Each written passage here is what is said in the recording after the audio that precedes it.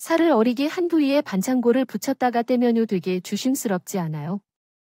접착 부위가 아프니까 벌벌 떨면서 떼느라면 반창고를 안으면 잊히는 애도 몇 분씩 걸립니다. 차라리 그 아픔을 모르는 다른 사람이 한 번에 확 빼주는 게 더 신속하고 더 속상할지 모르겠어요. 과한 조심성은 때론 방해가 되기도 합니다. 너무 살피는 것보다는 아무것도 모르는 조심, 그냥 과감할 필요도 있겠죠. 저는 톡톡 싸게 1위입니다. 음악 안녕하세요. 저는 이제 내일 모르면 칠순을 바라보는 여사입니다. 마음은 아직 청춘이인데 언제 이렇게 나이를 먹었는지 모르겠습니다. 외국에서 한동안 살다가 오랜만에 한국에 돌아왔더니 역시 고향이는 좋네요. 창밖으로 보이는 동네 풍경을 보며 추억이 새록새록 떠올라서 제가 살아온 이야기를 나누고 싶다는 생각이 들어 이렇게 사연을 보내게 되었습니다. 처음으로 제 이야기를 하는 것이라 조금 쑥스럽네요. 저는 어린 나이에 남편과 결혼을 해서 7년 만에 떡갈비처럼 큰 아들 하나를 낳았습니다. 벌써 40년이 다 되어가네요. 아들을 낳기 전에는 시어머니와 함께 살면서 정말 많은 압박을 받았습니다. 오래되어 기억이 흐릿하지만 밤마다 베개에 얼굴을 파묻고 올 정도로 힘든 시집살이를 계속했었어요. 그러다가 결국 7년 만에 결혼하여 임신하고 아들을 출산했습니다. 아들을 처음 만났을 때 환한 미소로 저를 맞아주신 시어머니의 얼굴이 기억에 남습니다. 그때 드디어 김씨 집안의 며느리로 존중받는다는 생각이 들었죠. 항상 쌀만 삶아오던 시아버지와 시어머니도 손주가 태어나자 조금은 변했어요. 그런 식으로 행복이 시작될 줄 알았지만 전승이 저에게 주신 죄가 많았던지 하늘은 더 큰 시련을 내려주셨습니다. 아들이 첫 생일을 맞이한 직후 남편이 퇴근길에 교통사고로 사망했습니다. 정말 하늘이 무너지는 듯한 기분을 표현할 수 없을 만큼 절망적이었습니다. 남편의 장례식에서 울부짖는 아이를 위해 생각했습니다. 품에 안고 소리치며 올 수밖에 없었습니다. 이럼에도 불구하고 옆에 있는 민수는 어떻게 우리 금처럼 꾸짖지 않고 내가 먼저 가버리면 어떻게 할 거냐고 물었습니다. 그리고 나는 어떡하라는 거냐고 했습니다. 그러자 2층 또는 아래층에서 하지 마라고 했습니다. 몇 차례 울거나 남편을 불러도 의미가 없다는 것을 깨달을 때까지 나는 남편을 부르고 불렀습니다. 시부모님은 아들을 잃은 슬픔에 통곡하다가 결국 나 때문에 남편을 잡아먹은 나쁜 년이라며 저를 욕하기 시작했습니다. 그리고 결국은 처형당하기로 했습니다. 저는 아이가 아들을 잡아먹었다고 했어. 그리고도 두 번째 목심엇 내 아들을 돌을 내 거야? 여자야.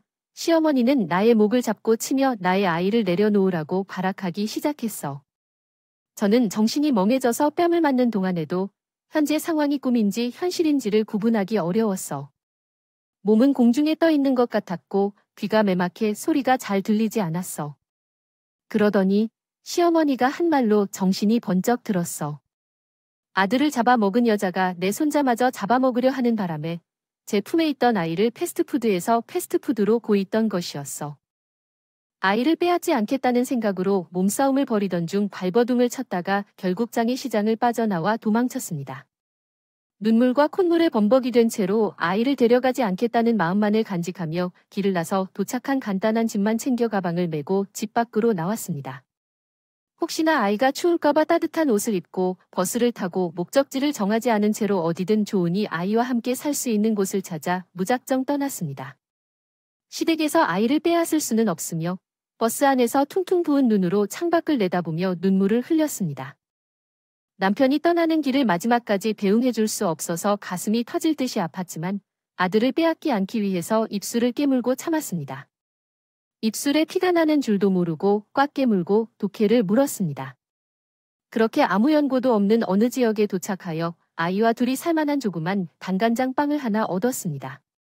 다행히 돌아가신 친정 부모님께서 남겨두고 가신 돈이 있어서 그 돈으로 방을 구할 수 있었습니다. 그런데 문치가 생활비였습니다. 결혼 전이나 후에도 얘를 다녀본 적이 없던 저는 할 줄 아는 게 아무것도 없었고 아직 걸음마도 제대로 못한 아이를 내두고 길을 다닐 수 없는 노릇이었습니다. 그나마 자신 있던 것이 음식이어서 시장 한 귀퉁이에서 작은 음식 장사를 하기로 결심했습니다. 시작했습니다.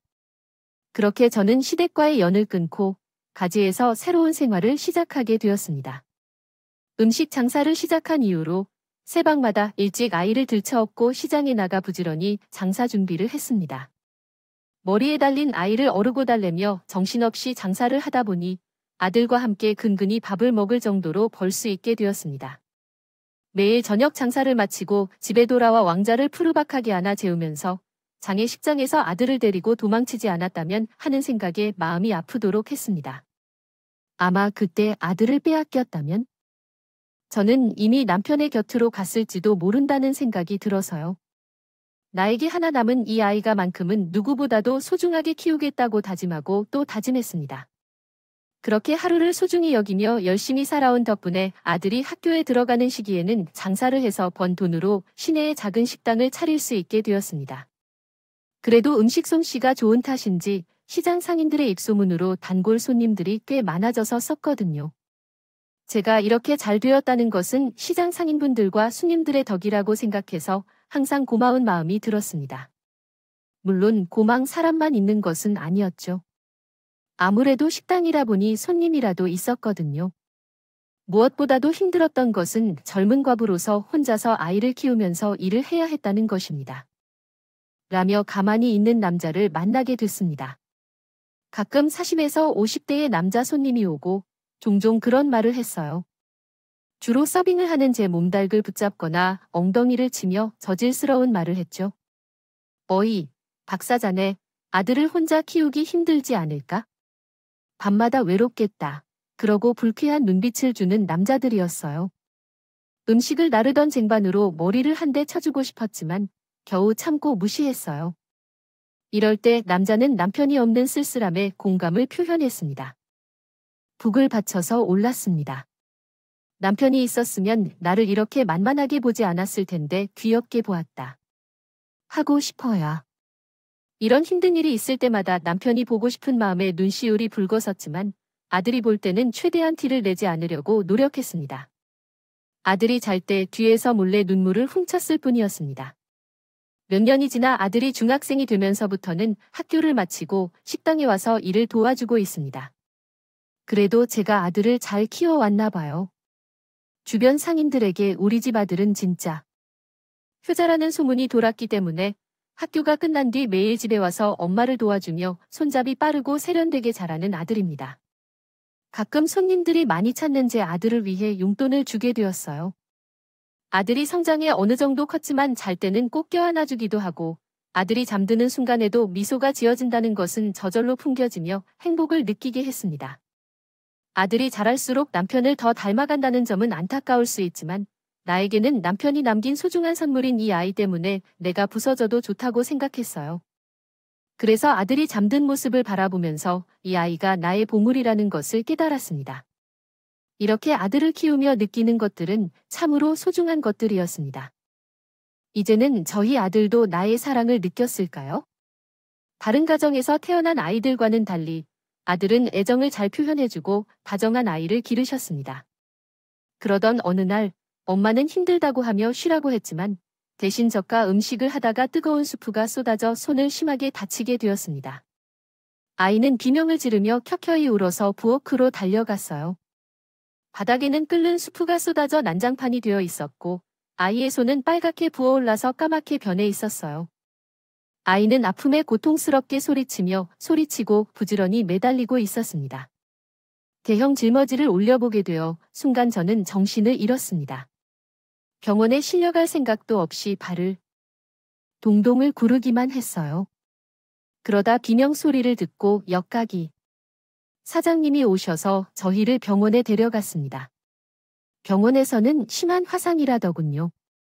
그 후로 한동안 병원을 다니며 화상 치료를 했지만 화상으로 인해 피부가 위축되어 아들의 오른손이 흉측하게 변하고 손가락이 구부러지지 않는 상태가 되었습니다. 저는 아들의 손을 볼 때마다 매일 가슴을 쥐며 눈물을 흘렸습니다. 이 놈의 엄마 때문에 내가 이렇게 되어서 진짜 미안하군. 일 식사를 하지 말았어야 했는데 그때마다 나에게 오면서 등을 토해 위로를 해주었습니다. 엄마의 속죄는 필요 없고 아이의 정도는 큰일이 아니에요. 사는데 지장 없어요. 엄마, 걱정 마세요. 아들이 저를 위로해주다 보니 말은 어렵게 하지만 속으로는 자신도 얼마나 속상할지 생각하며 가슴이 미어섰습니다. 다짐했던 것처럼 남들보다 소중하게 키울 것이라는 다짐은 수천 번 했지만 몸에만 상처를 낸 엄마가 되어버린 것이 절로 마음이 아팠습니다. 엄마 자극이 전혀 없다고 매일 차체했습니다. 아들은 내 마음을 위로하듯이 바친 손으로 열심히 공부하여 대학을 가고 졸업했습니다. 불편한 손 때문에 취직이 어렵긴 했지만 운이 좋게도 단골 손님 한 분의 소개로 어느 회사에 취직하게 되었습니다. 그 회사에서 아들은 누구보다 열심히 일했습니다. 출근 시간보다 1시간 일찍 오고 출근하면서 청소도 하고 야근도 마다하지 않으면서 다른 사람 업무도 도왔어요. 옆에서 지켜보면서 모를 정도로 회사를 열심히 다녔어요. 그렇게 회사를 몇 년 다니다가 결혼할 여자가 있다며 여자친구를 집에 데리고 왔어요. 아들의 여자친구를 처음 본 순간 이렇게 참을성 있는 아가씨가 있을까 싶었어요. 얼굴은 동글동글하지만 미소가 나긋나긋하면서 성격도 온화해 정말 마음에 드는 마음이 갔어요. 그리고 그녀가 제기하는 말투와 행동만으로도 좋은 어른들 밑에서 바르게 자랐다는 것을 느낄 수 있었어요. 이렇게 훌륭한 아가씨가 손에 불편한 우리 아들과 결혼하게 된다면 딴 이젠 저로서는 마다할 이유가 없었어요. 그래서 예전에 결혼 허락을 받았고 그쪽 집안에서도 우리 아들을 호감을 보여주셔서 결국 외참한 당신은 제 며느리가 되었답니다. 아들 부부는 결혼식을 간소하게 올리고 신혼집은 구하지 않고 저희 집에서 함께 살았어요. 제가 아들과 함께 살던 집에 며느리 층을 추가해서 함께 살게 되었거든요. 그래도 시어머니와 함께 사는 것은 여간 불편한 일이 아닐 텐데 그런 기색을 전혀 보이지 않았답니다. 오히려 그들은 저를 친정 엄마처럼 편하게 대해주셔서 너무 감사했어요. 처음 우리 집에 왔을 때부터 어색해하지 않고 밝게 적응을 잘했어요. 저에게 말동무가 되어주면서 요즘의 아가씨들과 같지 않은 새침한 모습도 보여주더라고요. 없고요. 그렇게 잘 지내던 어느 주말 아들이 지방 출장을 가는 동안 며느리와 함께 있을 때 며느리가 커피란 찬탐험에 대해 말했어요. 어머니, 저는 어머님이 너무 좋아요. 제 엄마 같아요. 그러니까 어머니님들이 저를 친자처럼 생각해 주세요. 오빠는 아들 하나, 제가 딸과 아들이 하나 나왔다고 생각하시는 게 어때요? 며느리의 갑작스러운 말에 웃음이 터졌습니다. 아무리 그래도 내가 셔먼인데 불편하지 않은 모습이었어요.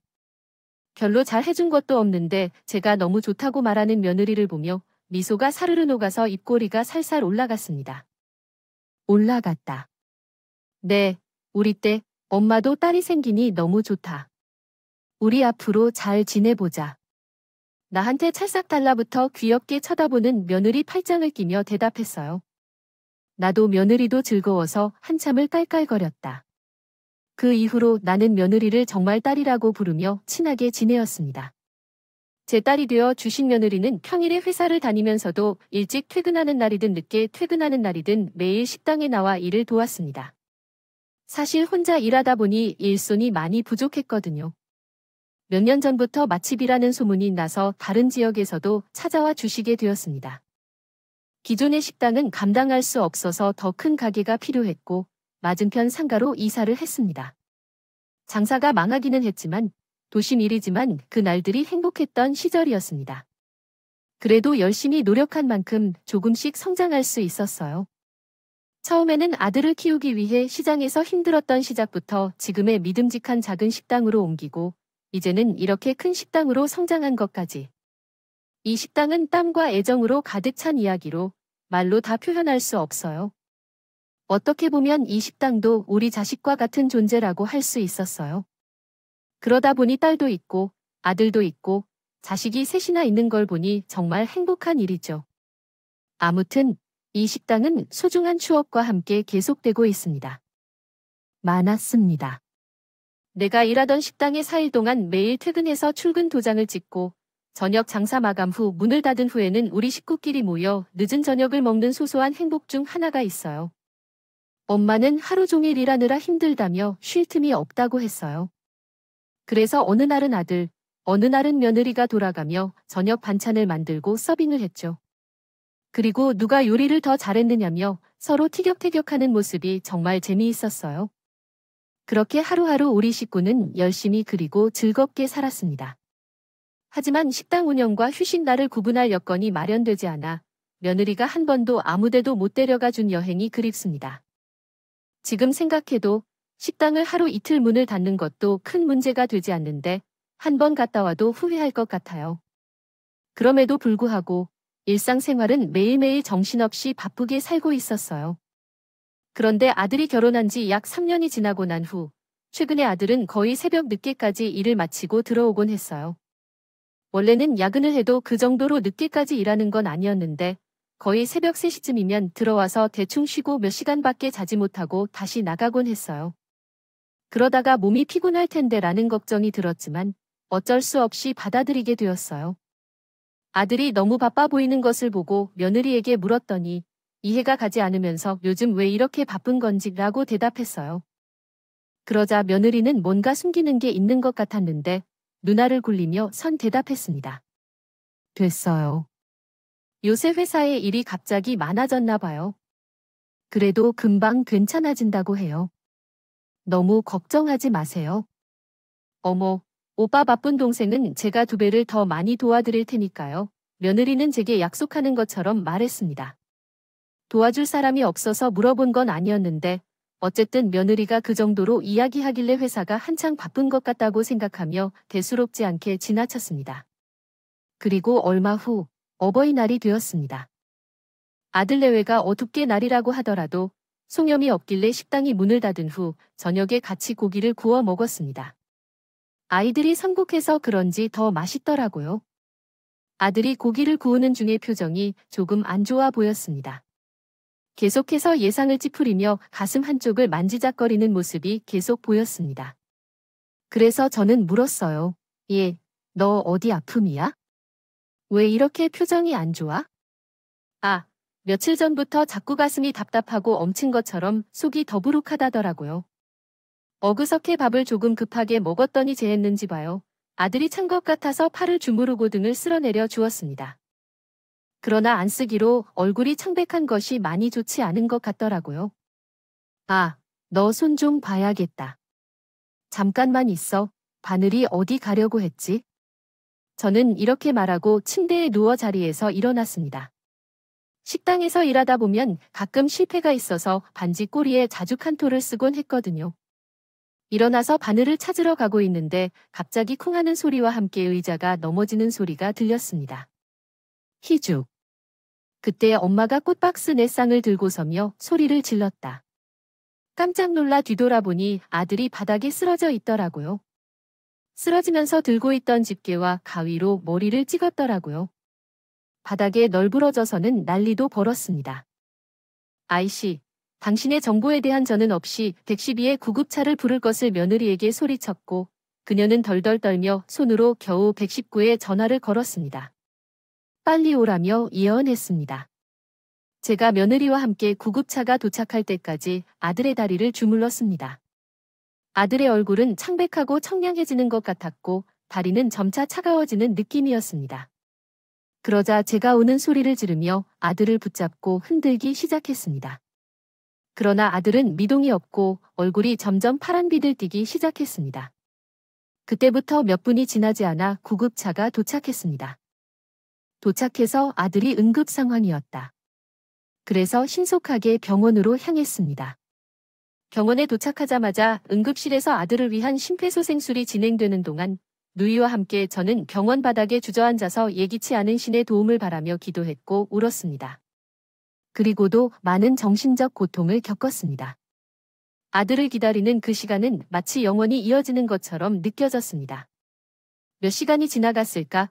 그때의 시간이 어떻게 흘러갔는지 전혀 알아차리지 못했습니다. 그런데 응급실에서 담당 의사가 나타나셨고 그 순간에 한마디 말씀하셨습니다. 허브 씨, 아들께서 돌아가셨습니다. 아들이 사망했다는 것을 처음으로 알게 되었을 때 마치 세계가 무너지는 듯한 충격을 받았습니다. 뒷받침음. 예를 들어 32세이던 시절 심장마비로 사망할 것이라는 예감이 들었습니다.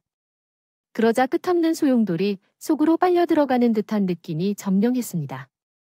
얼마나 깊게 가라앉았는지 모를 만큼 어둠 속으로 무언가가 계속 가라앉는 느낌이었습니다. 어디선가 멀리서 홍마 없나요? 라고 부르는 소리가 들리는 것 같기도 했습니다.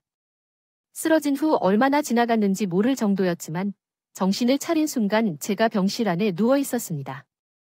손에 부드럽게 감싸는 느낌이 있어 아래를 바라보니 며느리가 침대 위에 쓰러져 숨을 죽이고 있었습니다. 일어나자마자 하궁이 웃음을 흐리며 울음을 터뜨렸다. 순간 아들이 죽은 사실이 현실로 와닿았다. 봄이기를 바랐지만 꽃이 폈던 때 바늘처럼 가늘었던 아들을 보러 가야겠다고 고집을 부렸다. 내 아들이 죽을 리가 없다. 고 소리쳤지만 옆에서 며느리가 몸을 붙잡고 말리려 했지만 죽을 힘을 다해 풀었다. 며느리와 몸싸움하던 끝에 아들이 죽었다는 사실을 깨닫고 갑자기 힘이 빠져 앉았다. 후임 인수는 덧글을 달지 못하고 있습니다. 이건 다 거짓말이에요. 거짓말이지요. 제발 이게 거짓말이라고 대답해달라고 며느리에게 부탁했습니다. 며느리는 말없이 고개만 저었지요. 그 후 한참 동안 혼자 울었어요. 그리고 몇 날 며칠을 울다가 소리 지르다가 혼절을 하기도 했고 이런 생활을 반복했어요. 자식을 잃은 슬픔은 정말 겪어보지 않은 사람은 모르실 겁니다. 왜 우리 미숙아가 젊은 나이에 세상을 떠나야 했을까요? 평소에 건강하게 아이를 낳은 것인데 도저히 납득할 수 없었습니다. 젊은 사람도 심장마비로 사망하는 경우가 있다고 들었지만 그게 제 아들이 될 줄이야? 그러던 중 아들이 죽기 전 무렵에요. 모래에 이것을 하던 모습이 떠올랐습니다. 그래서 혹시 과로에 시달려서 그렇게 된 것은 아닐까 싶어서 며느리에게 삶의 이야기를 꺼내봤는데 며느리가 충격적인 이야기를 전해주었어요. 엄마, 사실은요. 며느리가 한 말은 저를 죄책감에 견딜 수 없게 만들었습니다. 저는 평소에 식당에서 일하느라 온몸이 쑤셨는데 TV를 틀면 가끔 홈쇼핑에서 나오는 아마의사를 보며 저거 한번 써보고 싶다라고 지나가듯이 말한 적이 있었거든요. 그런데 아들이 그 말을 듣고 어버이날에 저에게 비싼 안마의사를 선물하고 싶다며 돈을 마련해 왔어요. 일부러 야근해서 특강까지 진행했다가 아들이 쓰러진 날, 원래는 그 안마의자를 받을 예정이었던데요. 저는 며느리를 붙잡고 땅을 치며 돌아오며 했다가 민수야, 그러니까 아까 무슨 말을 했더라고요? 그런 건 필요 없으니까 다시 돌아와. 이러한 징계를 받아야 해. 미수야야, 엄마가 미안해. 홍으로 가려 했는데 그러면 안 됐어요. 미스야 바워요. 그 이유로 인해 삶의 의지를 완전히 잃었어요. 30년 전에 아들을 잡아먹으려던 시어머니의 이야기가 떠올랐어요. 정말로 남편도 아들도 잡아먹고 싶을 정도로 심한 상황에 처해 있어요. 팔찌를 했던 걸까요? 그때 남편은 마지막을 끝까지 지키지 않고 아들을 안고 도망쳤던 벌을 이제 앞에서 받는 걸까요? 저는 제 입에 들어가는 밥도 물도 거부했습니다. 제가 살아있는 인간이 아니었습니다. 단 한 날이라도 더 빨리 아들 곁으로 가고 싶었습니다. 며느리는 그런 처럼을 병원에 입원시켜가며 죽지 못하게 버텼어요. 아들을 만나러 가겠다고 했는데 못 가게 하는 며느리를 믿을 수 있었습니다. 며느리는 제게 식당 단골 손님들이 걱정하고 기다린다며 엄마가 일생 동안 식당을 유지하기 위해 힘들겠지만 기운내보자고 여러 차례 위로했습니다. 제품을 일본식 식당에서 모실 계획이었습니다. 처음에는 아들을 위해 시작한 일이었지만 나중에 아들 가족이 행복하게 사는데 도움이 되기 위한 목적으로 운영되었습니다. 그러나 아들이 죽은 후 일본 식당을 계속 운영하는 것은 무슨 의미가 있는지 깨닫게 되었습니다. 아들과 함께 한 기억의 슬픔을 달려서 식당 운영이 즐겁지 않았습니다. 이제는 일상이 지루하고 귀찮은 것뿐이었습니다. 그렇게 병원에서 많은 시간을 보내고 허송세월을 보냈습니다. 이러한 생활은 거의 2달 동안 계속되었을 것 같습니다. 그런데 어느 날 반가운 연락이 왔습니다. 친언니가 연락을 주었습니다. 저는 일찍 돌아가신 부모님이 있어서 가족으로는 언니 한 분이 있습니다. 언니는 일찍 결혼하여 해외로 이주한 지가 오래되어 거의 연락도 없이 지냈거든요. 거의 외국에 있는 사람처럼 살았습니다. 그런데 언니가 제 아들이 죽은 건 팽이 된다는 소식을 어디서 듣고서는 연락했어요. 언니는 제게 한국에서 그러고 있지 말고 자기가 사는 곳으로 와서 함께 지내자고 제안했습니다. 저도 연락이 끊겨서 상황을 몰랐지만 형부도 몇 년 전에 돌아가셨고 언니도 홀로 남아서 외로웠더라고요. 저도 여기 있으면 계속 아들의 생각이 더 나서 괴로운데 외국에 가면 상황이 나아질지도 모르겠다는 생각이 들어서 이렇게 결정했습니다. 그리고 외국으로 갈 준비가 모두 끝난 후에 며느리에게 부탁했습니다. 처음으로 외국으로 떠난다는 소식을 들은 며느리가 놀랐습니다. 엄마, 정말 가셔요? 그런데 식당은요? 식당 소유자였던 사람에게 팔아주기로 결정했지만 너에게는 고등학교 2학년 때 미리 준비했던 통장을 건네드렸습니다. 며느리가 통장을 열어보니 놀란 표정을 짓더군요. 엄마, 이게 무슨 일이에요? 식당 접는 건 좋다지만 평생 몽둘. 거기에 모두 들어있다. 너한테 추구가 마지막이야. 어떻든 너는 내게 소중한 딸이야.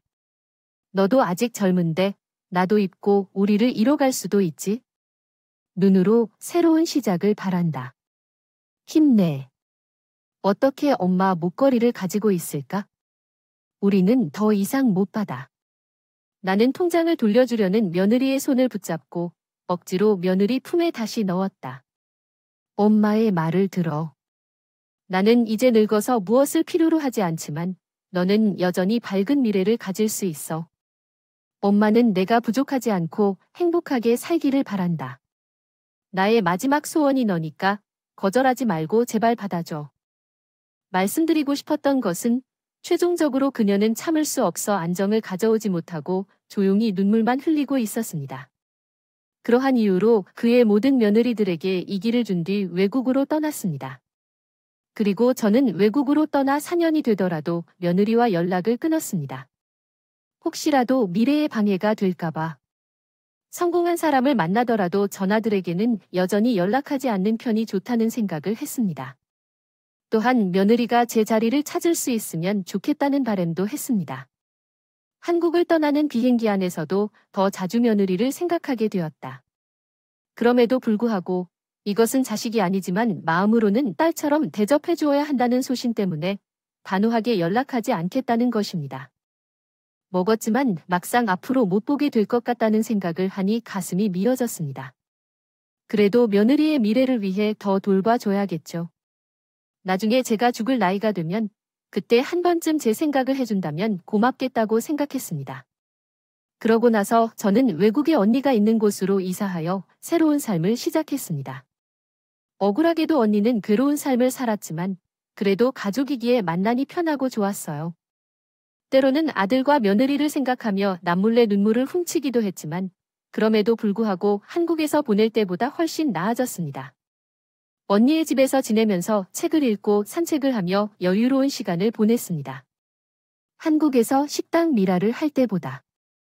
하루하루가 정신없이 바쁘게 지나갔는데 이런 느긋한 삶도 있구나 하고 느꼈습니다. 며느리에게 주고 싶은 선물이 생각나지 않느냐고요? 전혀 그렇지 않았습니다. 며느리에게 주지 않는 것은 전혀 아깝지 않았어요. 오히려 더 많이 줄 수 없어서 아쉬운 마음이 들었죠. 사실 나이든 두 사람이 함께 사는데 많은 돈이 필요하지 않더라고요. 욕심을 안 부리고 소박하게 살면서 굳이 재산이 없어도 살만했어요. 물론 풍족하진 않지만 언니는 나에게 음식을 해먹는 것이 좋으니 한식당을 차려보라고 권유하지만 거절하는 일이 많아요. 여기까지 그렇게 살고 싶지 않아요. 무엇보다도 한국에서는 아들이라는 삶에 원동력이 있었기 때문에 치열하게 살 수 있었지만 지금은 그렇지 않으니까요. 여기서는 제가 그만큼 움직이게 하는 만한 동기가 없었습니다. 그냥 이렇게 있는데 넘어가며 살다가 조용히 가는 게 그만일 것 같아요. 조용히 삶을 마감하는 것, 그것이 제 삶의 목표라고 생각합니다. 매일 특별한 일이 없는 일상이 계속되었지만 두 가지 일은 절대 잊지 않고 신경 쓰곤 했습니다. 아들의 길과 며느리의 생일입니다. 아들의 길에는 거실 한편에 차려진 잡개에 제사상을 차리고 언니와 함께 제사를 지내곤 했어요. 예전에는 눈물이 다 말랐다고 생각했는데 매년 아들의 길이 되면 언제 그랬냐는 듯이 눈물이 또 쏟아져 나오는 게 어쩔 수 없더라고요. 그런 말 없이 달래주었던 언니가 있었어요. 그리고 마늘이는 생일마다 매년 편지를 썼지요.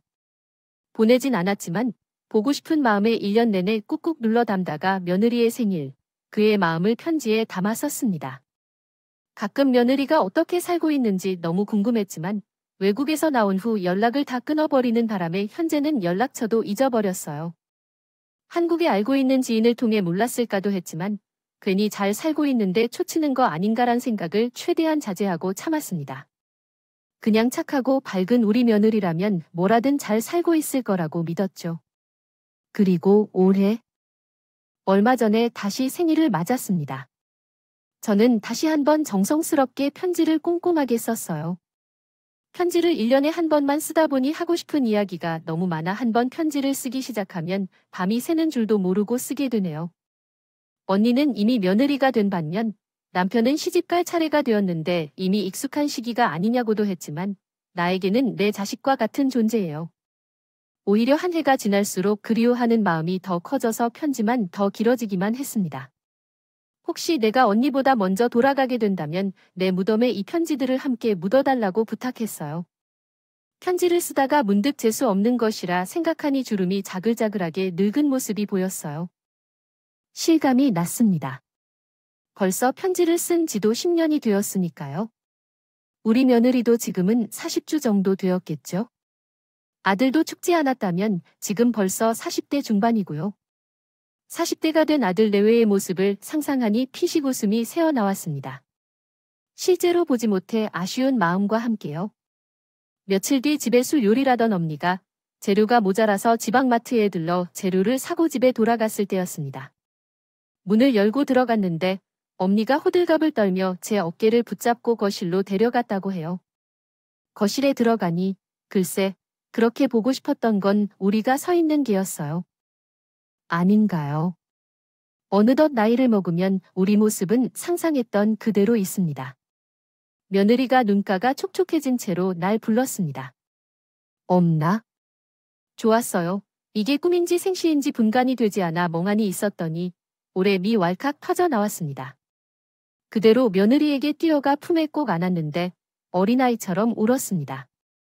며느리도 소리내어 올라탄답니다.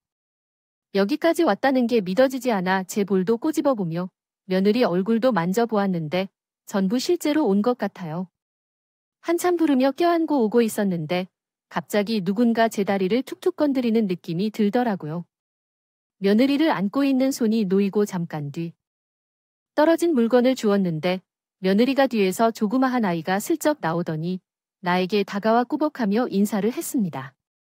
안녕하세요 라고 말하며 인사를 건네는 그 아이의 모습은 아들의 어릴 때 모습과 판박이 닿았습니다. 누가 보나 제 아들의 아이로 보였습니다. 너무 놀라서 아이를 쳐다봤더니 엄마, 성주, 이름, 요 오빠 아들이에요. 벌써 10살이에요. 할머니 만나고 싶어 하셔서 왔어요 라고 말했습니다. 며느리가 싱긋 웃으며 그렇게 물었더니 아이가 고개를 끄덕였습니다. 감격에 가득해 손주를 안고 울었습니다. 아이클로 내 새끼, 아이고 세상에. 할머니께서 우리 손주가 있는 줄도 모르고 정말 미안해요. 왜 여기까지 할머니를 보러 왔는지 정말 미안해요. 우리 아가가 전에는 손주의 얼굴을 축축한 손으로 쓰다듬어 왔어요. 그리고 소파에 앉아 손주를 무릎에 앉혀놓고 지난 이야기들을 듣고 있었어요. 며느리가 말하기를 한국을 떠날 때까지 임신인 줄도 모르고 있었다고 하더라고요. 그런데 제가 떠나기 전 임신을 알게 되어서 알리고 싶었지만 제가 연락을 끊어버리니 연락할 방도가 없었다고 하더라고요. 그래서 혼자 아이를 키우다가 저를 만나기 위해 수소문하여 10년 만에 제가 사는 곳을 알게 되어 찾아오게 되었습니다. 에이그. 내가 보고 싶은 거 참느라 흔들흔들했는데 김인수가 이렇게 예쁜 선물을 남겨두고 간 것도 모를 끌어.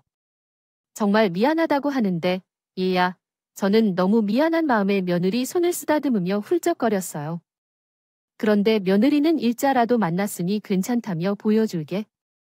한국으로 같이 돌아가서도 괜찮다고 했어요.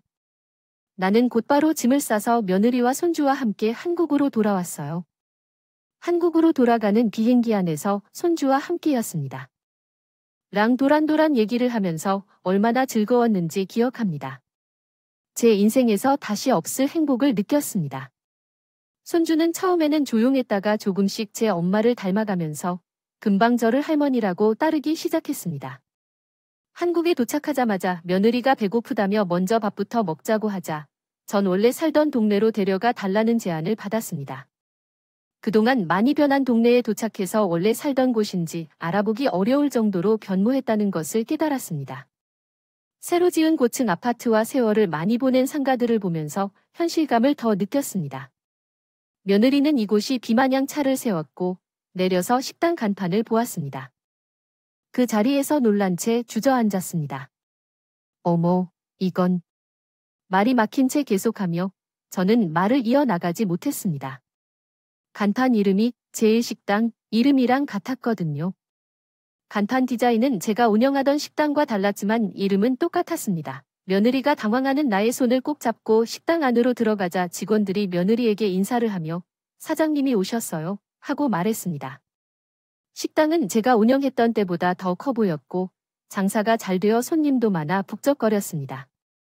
며느리는 테이블에 앉아 음식을 시켰고 저희에게 자초지종을 설명해주는 모습이었습니다.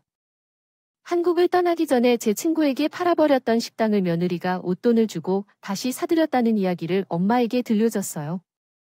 엄마는 30년 동안 운영해온 가게인데 남기는 너무 아까워서 다시 사들였어요. 그래서 다시 샀지요.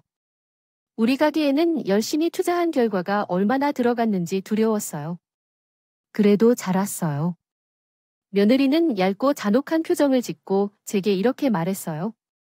아니, 그래도 어떻게 저는 식당을 다시 인수했을지라도 놀랬지만 그만큼 성장한 것도 놀라운 것이죠. 그러자 저는 추가로 물어봤어요. 며느리는 자신이 제게서 배운 것만 믿고 시작했고 결과적으로 제가 만든 그 맛이 나오지 않아서 몇 년 고민했다고 말했습니다. 고생했다고 하더라고요. 저에게 물어보고 싶었지만 연락이 되지 않아 답답했다고요. 그래도 몇 년을 연구한 끝에 그 맛을 구현해내는데 성공했다고 해요. 음식이 나와서 먹어보니 정말 그때와 같았다고 해요. 비록 회사나 단위가 변하여 어려울 수 있었지만 힘들게 장사를 이어나가는 생각에 며느리가 안쓰러운 기분이 잠깐 들었지만 그래도 너무 대단하다고 해요. 또한 제가 포기하고 놓아버린 그 식당의 명맥을 이어갈 수 있게 해준 고마운 마음이 너무 컸습니다. 며느리가 운영하는 질 식당 안이 정말 좋았어요. 며느리 식당이 주는 설레는 마음으로 식사를 하며 식당 안을 둘러보니 1호점이라는 문구가 눈에 띄었어요. 그래서 그렇게 되었습니다. 궁금한 마음에 조금 늦어도 천천히 물었습니다. 이런 청정한 크림 이후 점도 있는 것이었나요? 이 모든 것이 엉망이 되었어요. 이 5성이었던 요 12까지도 있는 것을 믿을 수가 없어서 입을 틀어막고 있습니다. 핸드폰을 꺼내어 식당 이름을 인터넷에서 검색해 보았습니다. 그러자 정말 이런 게 사실이었다는 거예요. 전국 각지의 대도시마다 하나씩 해당 식당 이름이 있는 것을 알게 되었어요. 이게 무슨 젊은 사람 하면서요.